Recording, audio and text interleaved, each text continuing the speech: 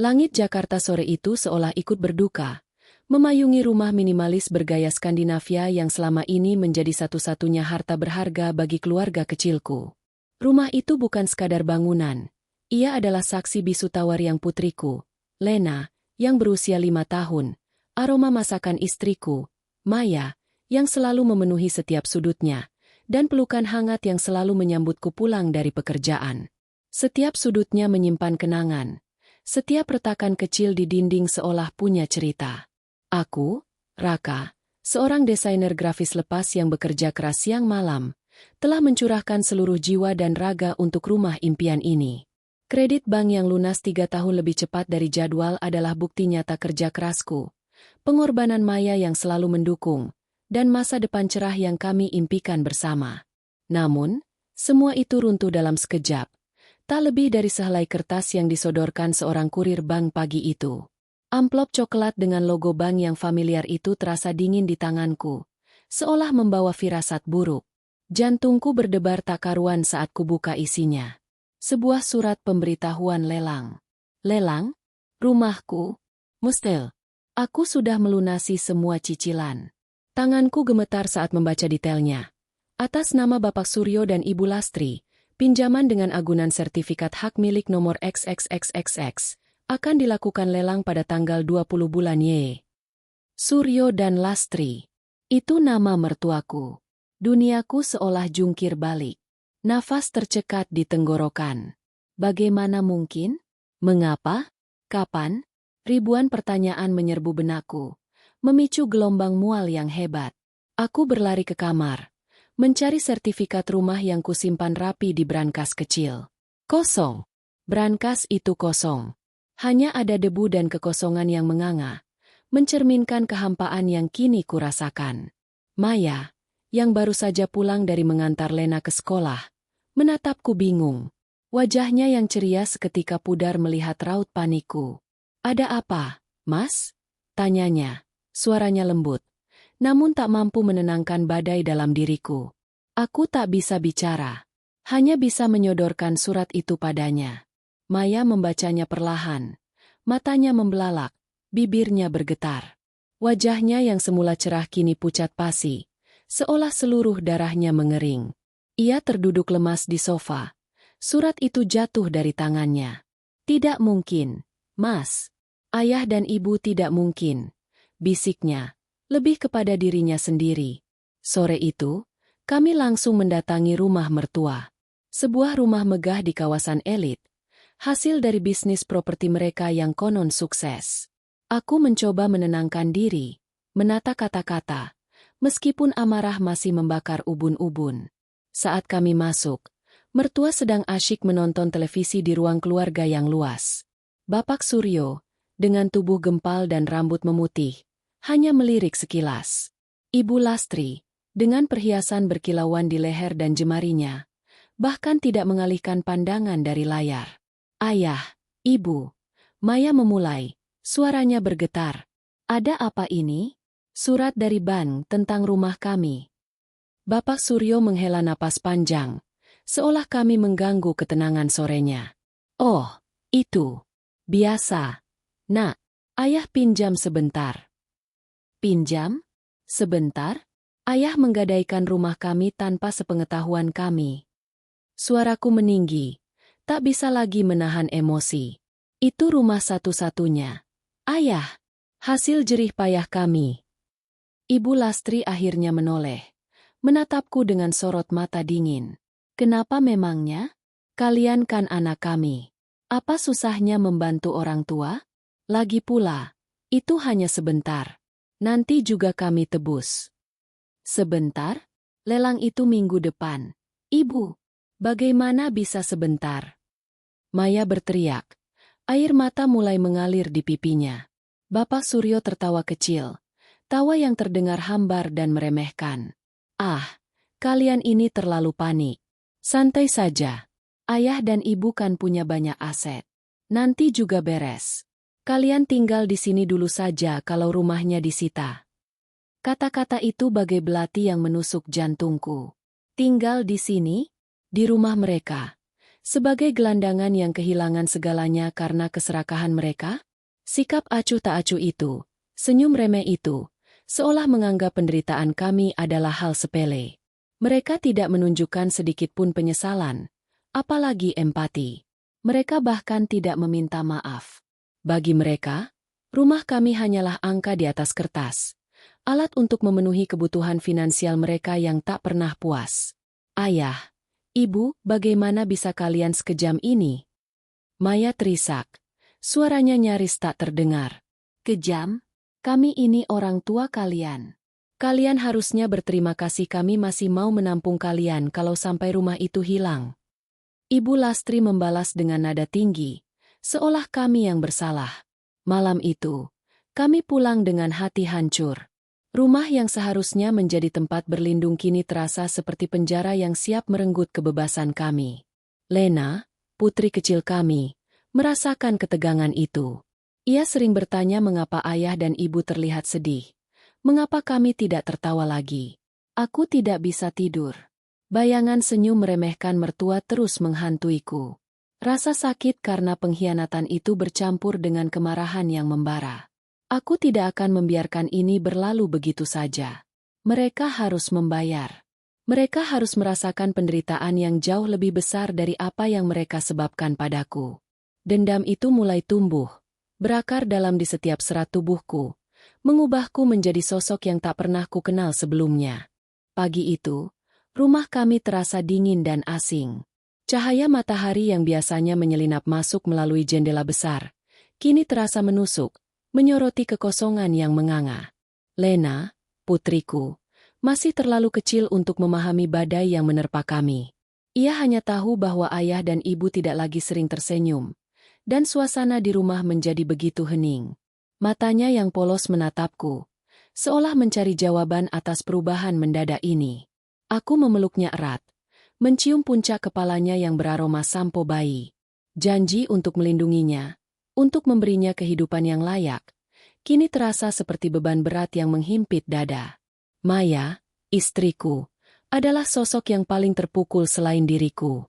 Ia adalah wanita yang lembut, penuh kasih, dan selalu melihat sisi baik dari setiap orang. Namun, pengkhianatan orang tuanya sendiri telah menghancurkan kepercayaannya. Ia duduk di sofa ruang tamu, menatap kosong ke arah jendela, air mata sesekali menetes membasahi pipinya. Aku tahu ia sedang bergumul dengan perasaannya sendiri, antara kesedihan karena kehilangan rumah, kemarahan pada orang tuanya, dan mungkin sedikit rasa bersalah karena ia adalah putri mereka. Mas, bagaimana ini? Bisiknya, suaranya serak. Kita akan tinggal di mana? Bagaimana dengan Lena? Aku menghela napas panjang, mencoba menenangkan diri. Kita akan mencari jalan, sayang. Kita tidak akan menyerah. Namun, dalam hatiku, ada suara lain yang berbisik, suara yang lebih gelap dan penuh amarah. Suara itu mengatakan bahwa ini bukan hanya tentang mencari jalan keluar, tapi juga tentang memberikan pelajaran. Beberapa hari setelah surat lelang itu tiba, kami menerima pemberitahuan resmi dari bank. Rumah kami akan dilelang dalam waktu kurang dari 2 minggu.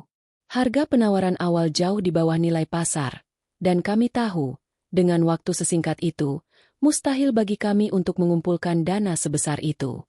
Kami mencoba menghubungi mertua lagi, memohon, menjelaskan, bahkan mengemis. Namun, mereka tetap pada pendiriannya. Sudahlah, Raka. Jangan drama, kata Ibu Lastri melalui telepon. Suaranya terdengar bosan. Memang kami butuh uang cepat. Bisnis sedang seret. Kalian ini tidak mengerti kesulitan orang tua. Tapi, Bu, itu rumah kami. Satu-satunya. Maya mencoba membantah. Ya sudah, nanti kalau kami sudah ada uang, kami ganti. Atau kalian tinggal saja di sini. Kan enak, tidak perlu bayar sewa. Sahut Bapak Suryo, terdengar meremehkan. Kata-kata itu bagai mengikis sisa-sisa kesabaranku. Mereka tidak peduli. Sama sekali tidak peduli. Mereka melihat kami sebagai alat, sebagai cadangan, bukan sebagai keluarga yang berhak atas kebahagiaan dan keamanan. Di mata mereka, Kami hanyalah pion dalam permainan finansial mereka. Malam itu, setelah Lena tertidur, aku duduk di teras belakang, menatap bintang-bintang yang samar di langit Jakarta. Angin malam berhembus dingin, seolah membawa bisikan-bisikan dendam. Aku teringat semua pengorbanan yang telah kulakukan untuk rumah ini. Setiap tetes keringat, setiap jam lembur, setiap impian yang kubangun di atas fondasinya. Dan kini, semua itu dirampas begitu saja oleh orang-orang yang seharusnya menjadi keluarga. Aku bersumpah, bisikku pada kegelapan, suaraku serak dan penuh tekad. Aku akan membuat kalian membayar. Kalian akan merasakan penderitaan yang jauh lebih dalam dari yang kalian bayangkan. Aku akan menghancurkan kalian, perlahan, sedikit demi sedikit, sampai kalian tidak punya apa-apa lagi. Sejak saat itu, setiap detikku diisi dengan pemikiran tentang pembalasan. Aku mulai mengumpulkan informasi. Bukan hanya tentang mertua, tapi juga tentang lingkungan mereka, bisnis mereka, bahkan kebiasaan-kebiasaan kecil mereka. Aku tahu Bapak Suryo memiliki kelemahan pada judi online, seringkali menghabiskan uang dalam jumlah besar di situs-situs ilegal. Ibu Lastri, di sisi lain, sangat terobsesi dengan status sosial dan reputasi. Ia selalu berusaha tampil sempurna di mata masyarakat. Meskipun di balik tirai, ia adalah wanita yang penuh intrik dan keserakahan. Aku mulai membaca berita-berita properti, mencari tahu tentang proyek-proyek yang melibatkan mertua. Aku menyusup ke forum-forum online yang membahas tentang investasi properti dan melihat nama Bapak Suryo sering disebut-sebut, kadang dengan pujian, kadang dengan keluhan dari klien yang merasa dirugikan. Aku juga mulai mengikuti akun media sosial Ibu Lastri, mengamati setiap unggahan, setiap interaksi, mencari celah, mencari kerentanan. Maya, meskipun masih dalam kesedihan, melihat perubahan dalam diriku. Ia melihat api yang membara di mataku, tekad yang tak tergoyahkan. Ia mencoba menahanku. Mas, jangan sampai dendam ini menghancurkanmu. Kita mulai dari awal saja. Namun, aku tidak bisa. Luka ini terlalu dalam. Pengkhianatan ini terlalu besar. Mereka harus tahu konsekuensi dari perbuatan mereka. Maya, kataku, suaraku dingin. Ini bukan hanya tentang rumah. Ini tentang harga diri, tentang keadilan. Meski Maya tidak sepenuhnya setuju, ia juga tidak menghalangiku. Mungkin di lubuk hatinya, ia juga merasakan kemarahan yang sama. Meskipun ia tidak berani mengungkapkannya, ia hanya memelukku erat, seolah mencoba menahan badai yang bergejolak dalam diriku. Aku tahu, jalan yang akan kutempuh ini berbahaya. Aku mungkin akan kehilangan diriku sendiri dalam prosesnya. Tapi, bayangan Lena yang tidak lagi memiliki rumah, bayangan Maya yang terluka, dan bayangan senyum meremehkan mertua, semua itu menjadi bahan bakar yang tak pernah padam. Aku akan menjadi bayangan yang menghantui mereka. Mimpi buruk yang tak pernah berakhir. Ini adalah janji. Janji yang terukir dalam kegelapan hatiku. Setelah janji dendam terukir kuat di benakku, langkah selanjutnya adalah menyusun strategi. Aku tahu, membalas dendam pada orang sekuat dan sekaya mertuaku tidak bisa dilakukan dengan gegabah. Mereka memiliki jaringan luas, koneksi di mana-mana, dan yang terpenting, mereka tidak akan ragu menggunakan kekuasaan mereka untuk menghancurkan siapapun yang berani melawan. Aku harus cerdik, sabar, dan tak terlihat. Langkah pertamaku adalah menyelami lebih dalam dunia mereka. Bukan hanya sekadar mengumpulkan informasi dari internet atau media sosial, tapi benar-benar menyusup ke lingkungan mereka, memahami dinamika kekuasaan, dan mencari celah. Aku mulai mengubah penampilanku. Dari seorang desainer grafis yang cenderung kasual, aku mulai berpenampilan lebih rapi dan profesional, seolah-olah aku adalah seorang pengusaha muda yang sedang merintis karir. Aku bahkan mengambil kursus singkat tentang investasi properti dan pasar saham, bukan untuk berinvestasi, melainkan untuk memahami bahasa dan pola pikir mereka. Target pertamaku adalah lingkaran bisnis Bapak Suryo. Aku tahu ia sering menghadiri acara-acara properti dan lelang. Dengan modal nekat dan sedikit keberanian, aku mulai menghadiri acara-acara serupa. Awalnya, aku hanya mengamati dari jauh, mempelajari siapa saja rekan bisnisnya, siapa pesaingnya, dan siapa saja yang memiliki pengaruh di dunia mereka. Aku sering mendengar nama Suryo Property disebut-sebut, kadang dengan nada kagum, kadang dengan nada sinis. Suatu kali, di sebuah acara pameran properti mewah, aku melihat Bapak Suryo berbicara dengan seorang pria parubaya yang tampak sangat berpengaruh. Aku mendengar percakapan mereka sekilas tentang proyek baru di kawasan elit dan masalah perizinan yang sedikit rumit.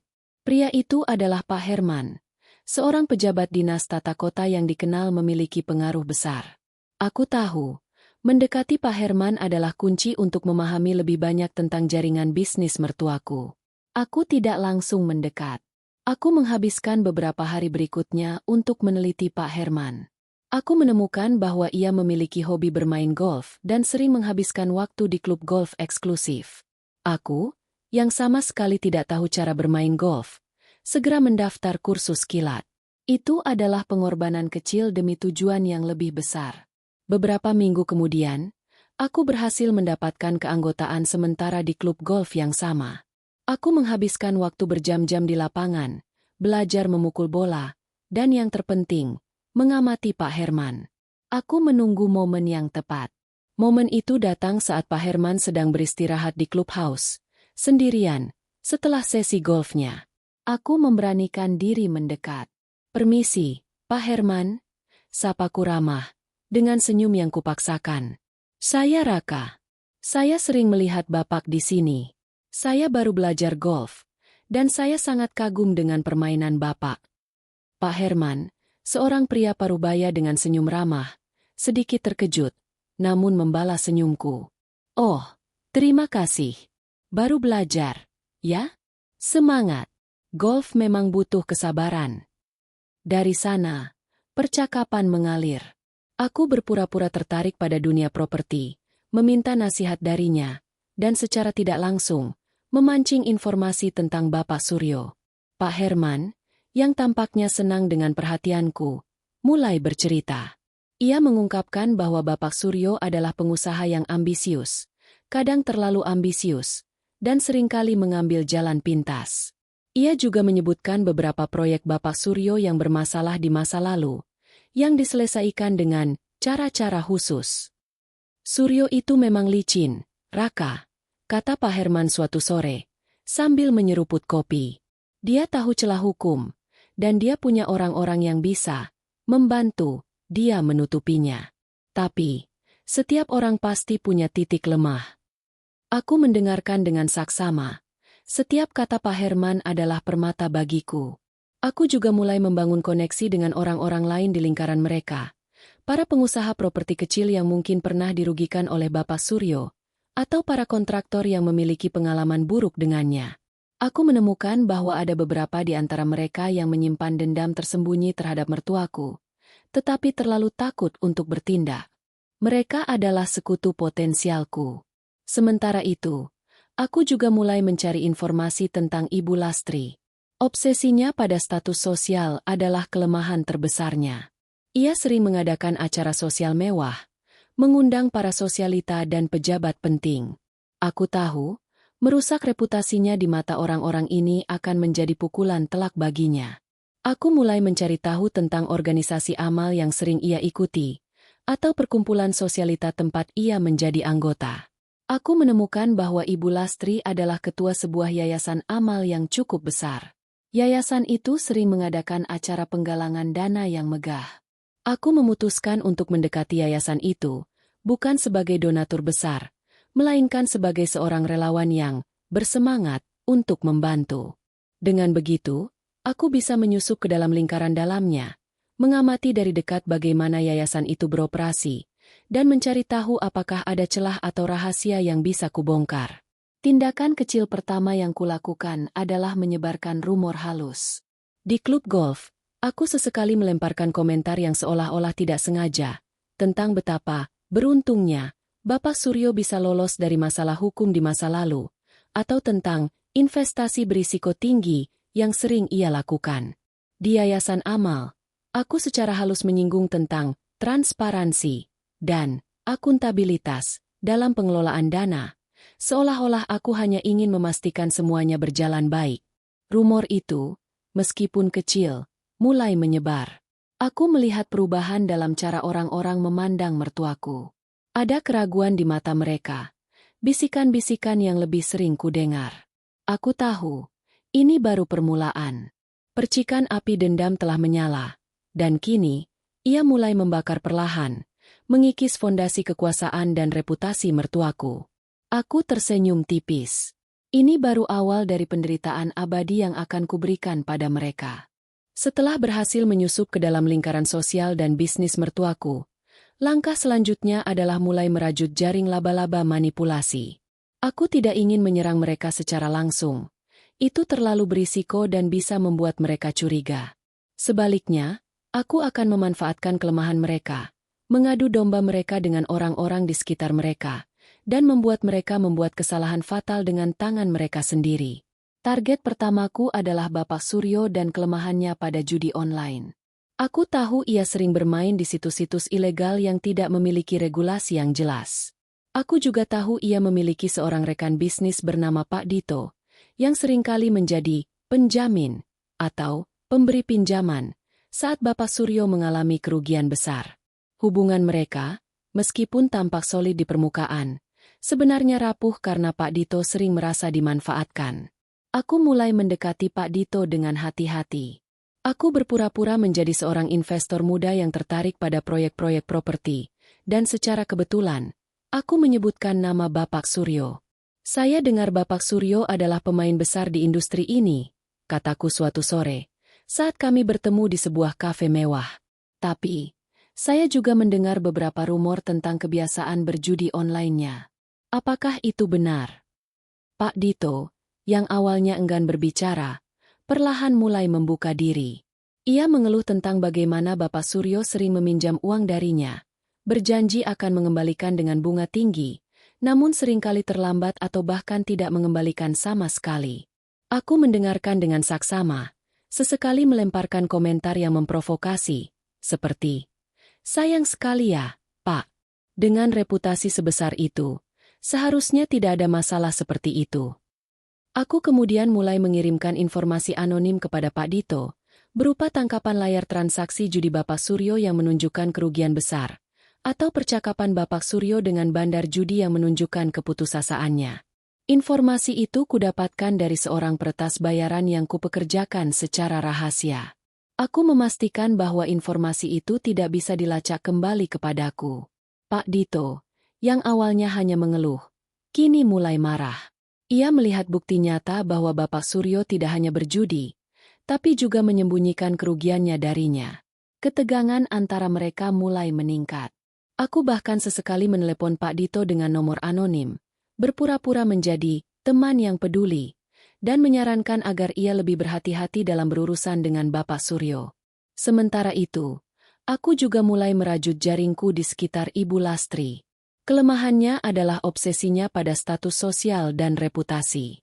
Aku tahu ia sangat peduli dengan citra sempurna yang ia bangun di mata para sosialita dan pejabat. Aku menemukan bahwa Ibu Lastri memiliki seorang rival sosialita bernama Ibu Sandra, yang selalu bersaing dengannya dalam hal penampilan, kekayaan, dan pengaruh. Aku mulai mendekati Ibu Sandra di acara-acara sosial. Aku memuji penampilannya, gaya busananya, dan secara halus, aku mulai menyinggung tentang beberapa kekurangan Ibu Lastri. Misalnya, aku pernah berkata, "Ibu Lastri memang terlihat sempurna, ya, tapi saya dengar ada beberapa masalah kecil di yayasan amalnya. Semoga tidak mengganggu reputasinya." Aku juga mulai menyebarkan rumor tentang yayasan amal Ibu Lastri. Aku menemukan beberapa kejanggalan dalam laporan keuangan yayasan, seperti pengeluaran yang tidak jelas atau sumbangan yang tidak tercatat dengan baik. Aku tidak langsung menuduh, tapi aku menyebarkan pertanyaan-pertanyaan ini secara halus kepada para relawan lain, atau kepada beberapa donatur kecil.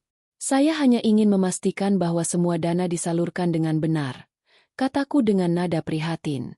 Kita kan tidak ingin ada kesalahpahaman yang merusak nama baik yayasan, apalagi Ibu Lastri.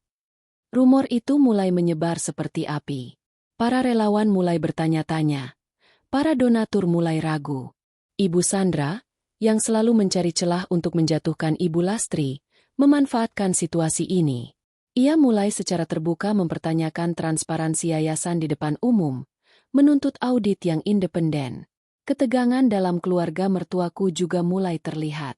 Maya, meskipun masih mencintai orang tuanya, mulai melihat sisi gelap mereka. Ia sering mendengar percakapan telepon Bapak Suryo yang penuh amarah dengan Pak Dito, atau melihat Ibu Lastri yang gelisah karena rumor tentang yayasannya. Ia mulai meragukan integritas orang tuanya, dan itu membuat hubungan mereka semakin renggang. Aku melihat semua ini dengan kepuasan. Rencana manipulasi dan jaring laba-laba yang kurajut mulai membuahkan hasil.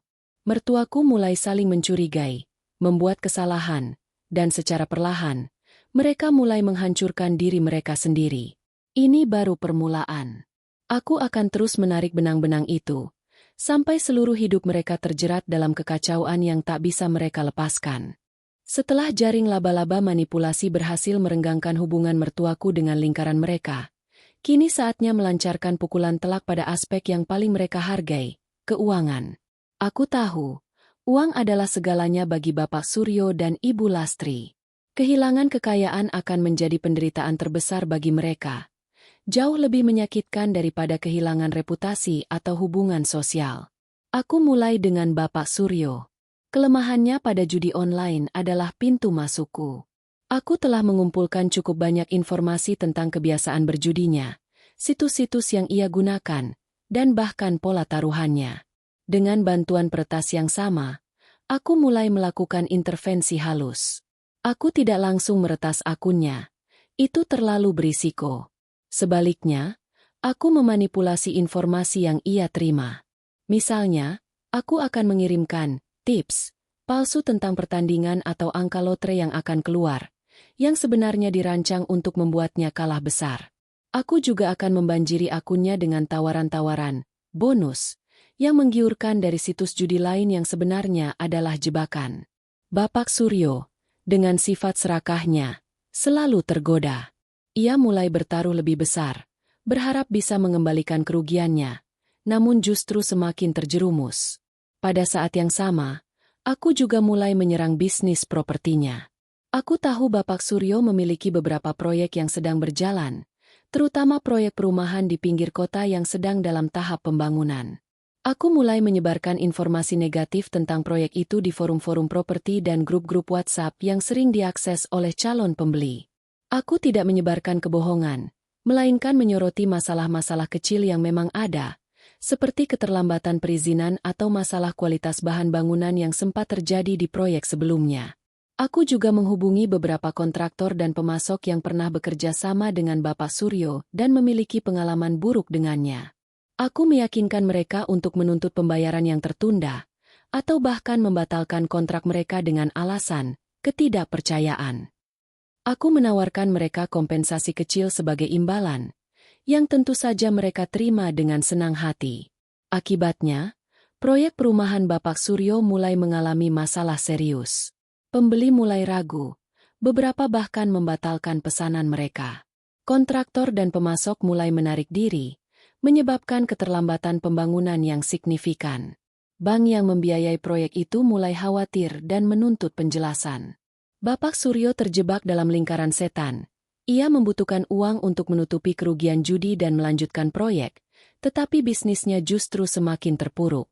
Sementara itu, aku juga melancarkan serangan pada keuangan Ibu Lastri. Obsesinya pada status sosial dan gaya hidup mewah membuatnya sangat rentan. Aku tahu ia sering berbelanja barang-barang mewah dengan kartu kredit, dan ia memiliki beberapa pinjaman pribadi dari bank untuk membiayai gaya hidupnya. Aku mulai menyebarkan rumor tentang masalah keuangan yang dialami Ibu Lastri di kalangan sosialitanya. Aku tidak mengatakan ia bangkrut, hanya mengatakan bahwa ia sedang mengalami sedikit kesulitan, atau sedang dalam masa sulit. Aku juga secara anonim mengirimkan informasi tentang kebiasaan berbelanja mewahnya kepada beberapa teman dekatnya yang dikenal suka bergosip. Saya dengar Ibu Lastri baru saja membeli tas Hermes terbaru, padahal yayasan amalnya sedang kekurangan dana. Bisikku pada seorang sosialita di sebuah acara. Kasihan sekali ya, para donatur yang sudah menyumbang. Rumor itu menyebar dengan cepat. Para sosialita mulai memandang Ibu Lastri dengan curiga. Beberapa bahkan mulai menarik diri dari acara-acara yang ia selenggarakan. Takut reputasi mereka ikut tercoreng. Bank-bank yang memberikan pinjaman kepadanya juga mulai meninjau ulang kreditnya, terutama setelah rumor tentang masalah keuangan suaminya mulai terdengar. Pukulan ekonomi ini sangat efektif. Aku melihat Bapak Suryo dan Ibu Lastri mulai panik. Mereka sering bertengkar, saling menyalahkan atas kerugian yang mereka alami. Mereka mulai menjual beberapa aset mereka, seperti mobil mewah dan perhiasan mahal, untuk menutupi kerugian dan melunasi utang. Namun, itu tidak cukup. Kerugian mereka terlalu besar, dan reputasi mereka yang tercoreng membuat mereka sulit mendapatkan pinjaman baru. Aku menyaksikan semua ini dari jauh, dengan kepuasan yang dingin. Mereka yang dulu meremehkan penderitaanku, kini merasakan sendiri bagaimana rasanya kehilangan segalanya. Ini adalah balasan atas keserakahan dan keangkuhan mereka. Aku tahu, ini baru permulaan. Aku akan terus menekan, sampai mereka benar-benar hancur, sampai mereka tidak punya apa-apa lagi selain penyesalan. Setelah pukulan ekonomi yang telak, kini saatnya melancarkan serangan pada benteng terakhir mertuaku, kehormatan dan reputasi sosial mereka. Aku tahu, bagi Ibu Lastri khususnya, citra di mata masyarakat adalah segalanya. Menghancurkan itu akan menjadi siksaan yang tak tertahankan baginya. Aku memulai dengan fokus pada Ibu Lastri dan yayasan amalnya. Aku telah mengumpulkan cukup banyak bukti tentang kejanggalan dalam laporan keuangan yayasan. Bukan hanya pengeluaran yang tidak jelas, tapi juga sumbangan fiktif dan penggunaan dana untuk kepentingan pribadi. Aku tidak ingin langsung membocorkan semua itu ke media, karena itu bisa menjadi bumerang. Sebaliknya, aku akan menggunakan cara yang lebih halus, namun mematikan. Aku menghubungi seorang jurnalis investigasi independen yang dikenal berani dan memiliki integritas tinggi. Aku mengirimkan kepadanya beberapa dokumen anonim yang berisi petunjuk awal tentang kejanggalan di Yayasan Ibu Lastri, tanpa menyebut nama Ibu Lastri secara langsung. Aku juga menyertakan beberapa testimoni anonim dari mantan relawan yang merasa curiga dengan pengelolaan dana. Jurnalis itu, yang tertarik dengan kasus ini, mulai melakukan penyelidikan sendiri. Ia mewawancarai beberapa relawan, donatur, dan bahkan mantan karyawan yayasan. Aku tahu, dengan kemampuannya, ia akan menemukan lebih banyak bukti yang kuat. Sementara itu, aku juga melancarkan serangan pada reputasi Bapak Suryo. Aku tahu ia memiliki beberapa proyek properti yang bermasalah di masa lalu, yang diselesaikan dengan cara-cara khusus, yang melanggar etika dan bahkan hukum. Aku mulai menyebarkan informasi ini kepada beberapa asosiasi pengusaha properti dan lembaga pengawas. Aku tidak membuat tuduhan langsung, hanya mengirimkan laporan anonim yang berisi detail-detail proyek bermasalah itu, lengkap dengan tanggal dan lokasi. Aku juga menghubungi beberapa keluarga yang pernah menjadi korban proyek bermasalah Bapak Suryo di masa lalu. Aku menawarkan mereka bantuan hukum gratis, dan meyakinkan mereka untuk berani berbicara di depan umum. Aku tahu, kesaksian langsung dari para korban akan jauh lebih kuat daripada sekadar rumor. Puncaknya adalah ketika artikel investigasi tentang Yayasan Amal Ibu Lastri diterbitkan di sebuah media online terkemuka. Artikel itu tidak menyebut nama Ibu Lastri secara langsung, tetapi memberikan detail yang sangat jelas tentang kejanggalan dalam pengelolaan dana, bahkan menyertakan tangkapan layar dari laporan keuangan yang mencurigakan. Reaksi publik sangat cepat. Yayasan itu langsung menjadi sorotan, dan pertanyaan-pertanyaan mulai bermunculan tentang siapa di balik pengelolaan yayasan tersebut. Tak lama setelah itu, beberapa keluarga korban proyek properti Bapak Suryo mulai muncul ke permukaan. Mereka mengadakan konferensi pers, menceritakan pengalaman pahit mereka, dan menuntut keadilan. Berita ini dengan cepat menyebar di media massa, mencoreng nama baik Bapak Suryo di mata publik. Ibu Lastri, yang selalu menjaga citra sempurnanya, merasa sangat terpukul.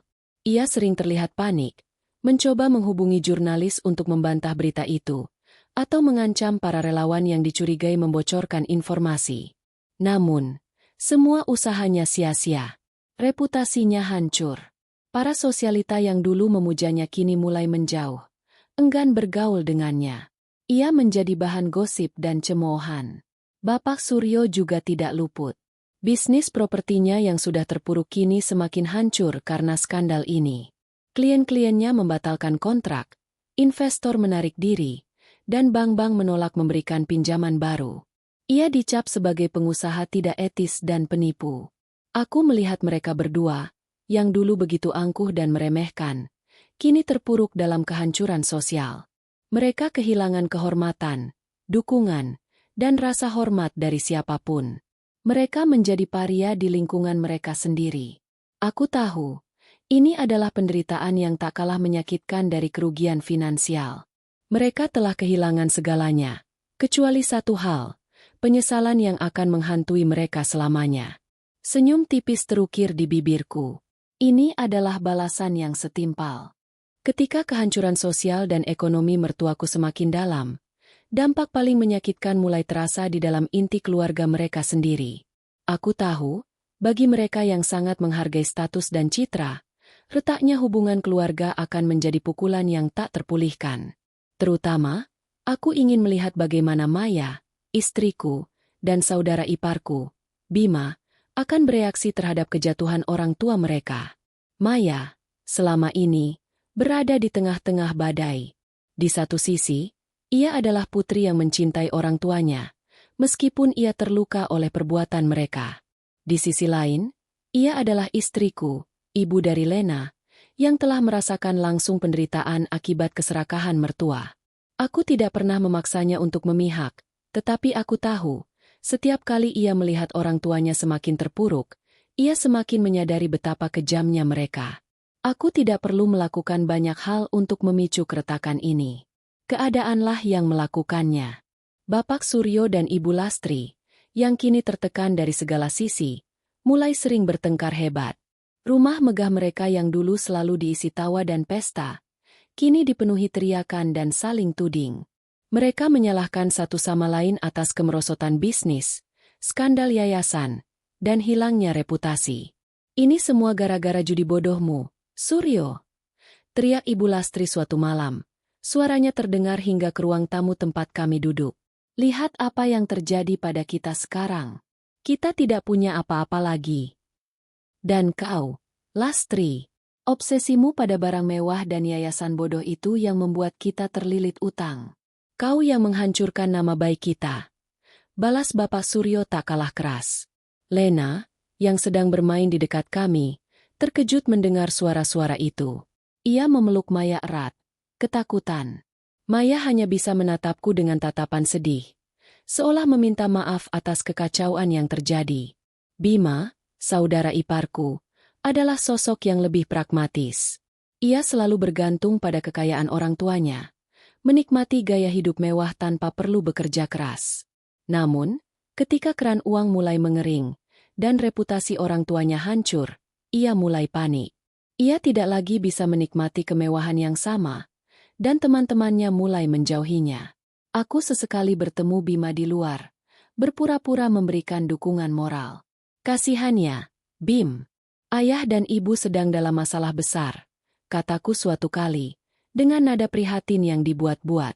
Aku dengar bisnis ayah sudah diambang kebangkrutan, dan yayasan ibu juga sedang diselidiki. Aku tahu, Bima hanya peduli pada dirinya sendiri. Aku melihatnya mulai menunjukkan ketidakpuasan pada orang tuanya.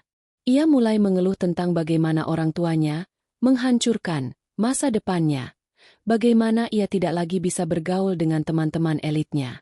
Ia bahkan mulai mencari cara untuk menyelamatkan aset-aset yang tersisa, tanpa mempedulikan orang tuanya. Puncaknya adalah ketika ban menyita beberapa aset mewah mertuaku, termasuk mobil-mobil sport koleksi Bapak Suryo dan perhiasan mahal Ibu Lastri. Mereka benar-benar tidak punya apa-apa lagi yang bisa dibanggakan. Pada saat itu, Bima membuat keputusan yang mengejutkan. Ia mengumumkan bahwa ia akan pindah ke luar negeri, mencari peluang baru, dan memutuskan kontak dengan orang tuanya. Aku tidak bisa lagi tinggal di sini, Mas Raka, katanya padaku, tanpa sedikit pun rasa bersalah. Mereka sudah menghancurkan hidupku. Aku harus menyelamatkan diriku sendiri. Meskipun aku tahu Bima egois, Aku juga melihat ini sebagai bagian dari rencana pembalasan. Orang tua yang dulu begitu angkuh, kini ditinggalkan oleh anak-anak mereka sendiri. Maya, meskipun sedih melihat Bima pergi, juga mulai menerima kenyataan pahit itu. Ia melihat bagaimana orang tuanya, yang dulu begitu berkuasa, kini terpecah belah, sendirian, dan tanpa dukungan. Aku melihat Bapak Suryo dan Ibu Lastri, yang dulu selalu tampil sempurna di depan umum, kini terlihat tua dan lelah. Mereka sering duduk di ruang tamu yang sepi, saling menatap dengan tatapan kosong, atau bertengkar tentang hal-hal kecil. Mereka telah kehilangan segalanya. Uang, reputasi, dan kini, anak-anak mereka. Aku tahu, penderitaan ini akan menghantui mereka selamanya. Mereka akan hidup dalam penyesalan, menyadari bahwa keserakahan mereka telah merenggut semua yang mereka miliki, termasuk kebahagiaan keluarga. Aku tersenyum tipis. Ini adalah pembalasan yang paling manis. Setelah serangkaian pukulan telak yang menghancurkan keuangan, reputasi, dan hubungan keluarga mertuaku, mereka akhirnya mencapai titik terendah. Rumah mewah mereka yang dulu megah kini terasa seperti kuburan, sunyi dan dingin, dipenuhi bayangan-bayangan penyesalan. Mereka telah kehilangan segalanya, dan keputusasaan mulai merayapi setiap sudut jiwa mereka. Bapak Suryo, yang dulu selalu tampil gagah dan penuh percaya diri, kini terlihat kurus dan lesu. Rambutnya yang memutih semakin acak-acakan, dan matanya cekung, dipenuhi bayangan kekalahan. Ia menghabiskan sebagian besar waktunya di ruang kerjanya yang berantakan, menatap layar komputer kosong, seolah mencari jawaban atas kehancuran yang menimpanya. Bisnis propertinya benar-benar bangkrut. Kantornya ditutup, karyawannya dipecat, dan semua asetnya disita oleh bank. Ia bahkan tidak lagi memiliki uang untuk membayar tagihan listrik atau air. Ibu Lastri, yang selalu tampil glamor dan anggun, kini terlihat kuyu dan tak terawat. Perhiasan berkilaunya telah lama hilang, digantikan oleh kerutan di wajahnya yang menunjukkan beban pikiran yang berat. Ia sering mondar-mandir di rumah, berbicara sendiri, atau menangis tanpa suara. Yayasan amalnya telah dibekukan, dan ia dicap sebagai penipu di kalangan sosialita. Ia tidak lagi diundang ke acara-acara mewah, dan teman-temannya menjauhinya seolah ia adalah wabah. Suatu sore, aku mendengar teriakan keras dari ruang tamu. Aku bergegas ke sana dan menemukan Bapak Suryo dan Ibu Lastri sedang bertengkar hebat. Mereka saling menyalahkan atas semua yang terjadi, melontarkan kata-kata kasar yang menusuk hati. Ini semua gara-gara kau, Suryo. Kau yang membawa kehancuran ini dengan judi dan penipuanmu. Teriak Ibu Lastri, suaranya parau. Kau juga sama saja, Lastri. Kau yang menghabiskan uang untuk gaya hidup mewah dan yayasan palsu itu. Kau yang membuat kita bangkrut. Balas Bapak Suryo, wajahnya memerah. Di tengah pertengkaran itu, Bapak Suryo tiba-tiba ambruk. Jantungnya berdebar tak karuan, dan napasnya tersengal-sengal. Ibu Lastri, yang awalnya panik, segera memanggil ambulans. Aku hanya berdiri di sana, mengamati dengan dingin. Ini adalah hasil dari perbuatan mereka sendiri. Beberapa hari kemudian, Bapak Suryo dirawat di rumah sakit. Kondisinya kritis, dan dokter mengatakan ia mengalami serangan jantung akibat stres berat. Ibu Lastri, yang kini sendirian, terlihat sangat terpukul. Ia duduk di samping ranjang Bapak Suryo, menggenggam tangannya yang dingin, air mata tak henti-hentinya mengalir. Pada suatu kunjungan, Ibu Lastri melihatku. Matanya yang dulu penuh kesombongan, kini dipenuhi keputusasaan. Ia bangkit dari kursinya, berjalan mendekatiku dengan langkah gontai. Raka, Maya tolong kami, bisiknya, suaranya serak. Kami tidak punya siapa-siapa lagi. Kami sudah kehilangan segalanya. Aku menatapnya lurus, tanpa ekspresi. Kalian yang memilih jalan ini, Ibu. Kalian yang menggadaikan rumah kami, menghancurkan hidup kami. Kalian yang meremehkan penderitaan kami. Kami tahu kami salah, kami menyesal, katanya. Air mata membasahi pipinya. Tapi, tolong, jangan biarkan ayah meninggal. Kami tidak punya apa-apa lagi. Aku melihat ke arah Maya. Wajahnya terlihat sedih. Namun ia tidak mengatakan apa-apa. Ia tahu, aku tidak akan mundur. Aku telah berjanji untuk membuat mereka menderita selamanya. Dan aku tidak akan melanggar janji itu. Penyesalan kalian tidak akan mengembalikan rumah kami, Ibu. Tidak akan mengembalikan kebahagiaan Lena. Dan tidak akan menghapus rasa sakit yang kalian sebabkan. Kataku, suaraku dingin dan tegas. Kalian harus merasakan konsekuensi dari perbuatan kalian. Ibu Lastri terisak. Ia mencoba meraih tanganku, namun aku menariknya. Ia terduduk lemas di lantai, menangis histeris. Aku tahu, inilah penderitaan yang kuinginkan.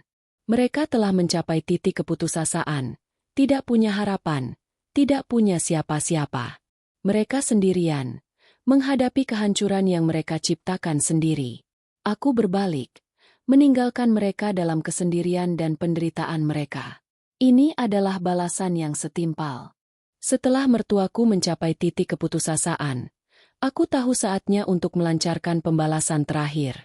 Bukan lagi tentang kerugian finansial atau kehancuran reputasi, melainkan tentang pukulan psikologis yang akan menghantui mereka selamanya, memastikan mereka hidup dalam penderitaan abadi.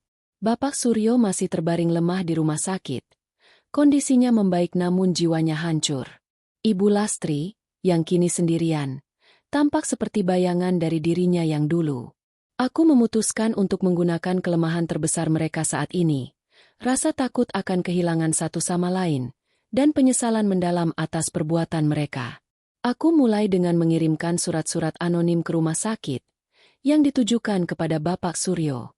Surat-surat itu berisi detail-detail tentang bagaimana ia menggadaikan rumah kami, dengan kutipan-kutipan dari percakapan kami saat ia meremehkan penderitaan kami. Aku juga menyertakan foto-foto rumah kami sebelum dan sesudah disita, serta foto-foto Lena yang terlihat sedih. Setiap surat diakhiri dengan kalimat, "Ini adalah harga dari keserakahanmu." Aku tahu, ini akan menghantui Bapak Suryo. Ia akan terus-menerus diingatkan akan perbuatannya, dan rasa bersalah akan menggerogoti jiwanya. Perawat melaporkan bahwa Bapak Suryo sering terbangun di malam hari, berteriak-teriak dan menyebut nama Lena. Dokter mengatakan kondisinya memburuk karena stres.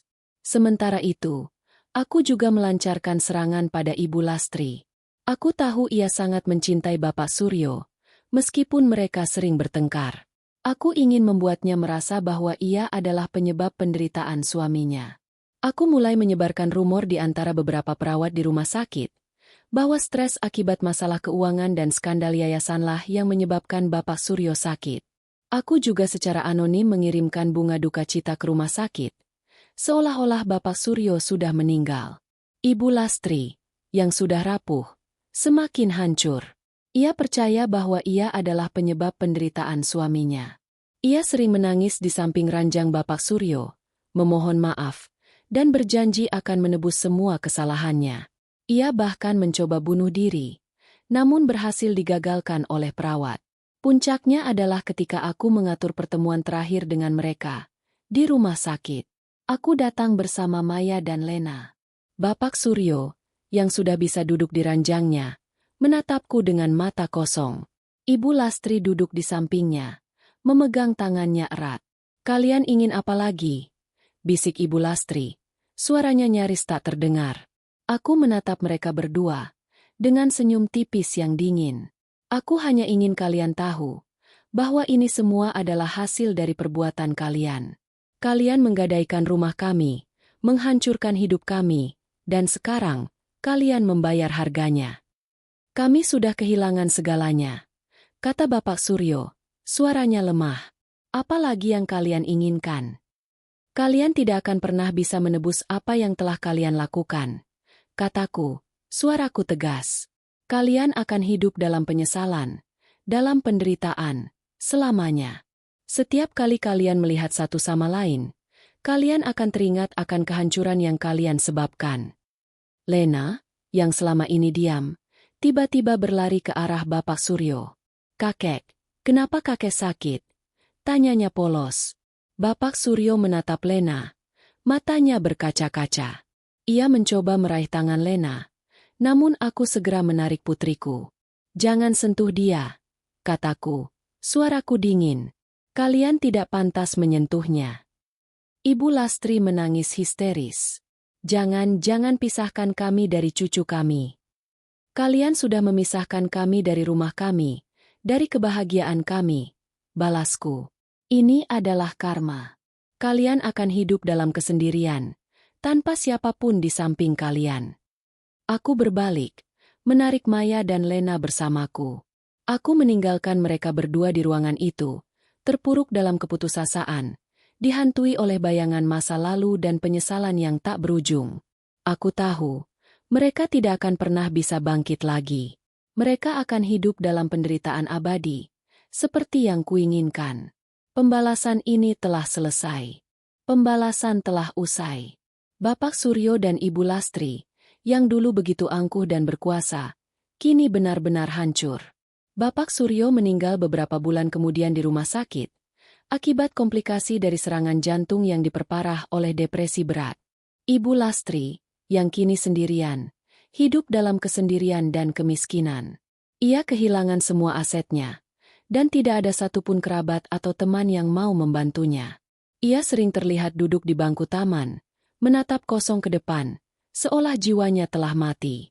Aku telah mencapai apa yang kuinginkan. Aku telah membuat mereka menderita selamanya. Namun, kemenangan ini tidak membawa kebahagiaan yang kuduga. Ada kekosongan yang menganga di dalam diriku. Sebuah lubang hitam yang tak bisa diisi oleh kepuasan dendam. Setelah rumah kami disita, kami terpaksa pindah ke sebuah apartemen kecil di pinggir kota. Aku bekerja lebih keras, mengambil lebih banyak proyek, mencoba membangun kembali hidup kami dari nol. Maya, meskipun masih terluka, berusaha tegar demi Lena. Kami berusaha menciptakan suasana normal bagi putri kami, tetapi bayangan masa lalu selalu menghantui. Lena, meskipun masih kecil, merasakan perubahan itu. Ia sering bertanya mengapa kami tidak lagi mengunjungi rumah kakek dan nenek. Aku hanya bisa mengatakan bahwa kakek dan nenek sedang sakit, dan tidak bisa menerima tamu. Aku tidak ingin ia tahu tentang sisi gelap dari keluarganya. Setiap kali aku melihat Ibu Lastri di jalan, atau mendengar kabar tentang penderitaannya, aku merasakan campuran emosi yang aneh. Ada kepuasan, tentu saja. Ia telah membayar harga atas perbuatannya. Namun, ada juga sedikit rasa kosong, seolah sesuatu dalam diriku telah mati bersamaan dengan dendam itu. Aku telah menghabiskan begitu banyak energi, waktu, dan emosi untuk merencanakan dan melaksanakan pembalasan ini, sehingga aku lupa bagaimana rasanya hidup tanpa dendam. Maya sering menatapku dengan tatapan khawatir. "Mas, kamu sudah berubah," katanya suatu malam. "Kamu tidak lagi tersenyum seperti dulu. Aku tahu kamu sudah membalas dendam, tapi apakah ini yang kamu inginkan?" Aku tidak bisa menjawab. Aku tidak tahu. Aku telah menjadi sosok yang tak pernah kukenal sebelumnya. Seorang yang dingin dan penuh perhitungan. Aku telah berhasil menghancurkan mereka, tetapi dalam prosesnya, aku juga telah menghancurkan sebagian dari diriku sendiri. Hidup terus berjalan. Lena tumbuh besar, menjadi gadis yang ceria dan pintar. Kami berhasil membangun kembali hidup kami, meskipun tidak pernah sepenuhnya sama. Kami memiliki rumah baru, pekerjaan yang stabil, dan masa depan yang lebih cerah. Namun, bayangan dendam itu selalu ada, membayangi setiap langkahku. Aku belajar satu hal, dendam adalah pedang bermata dua.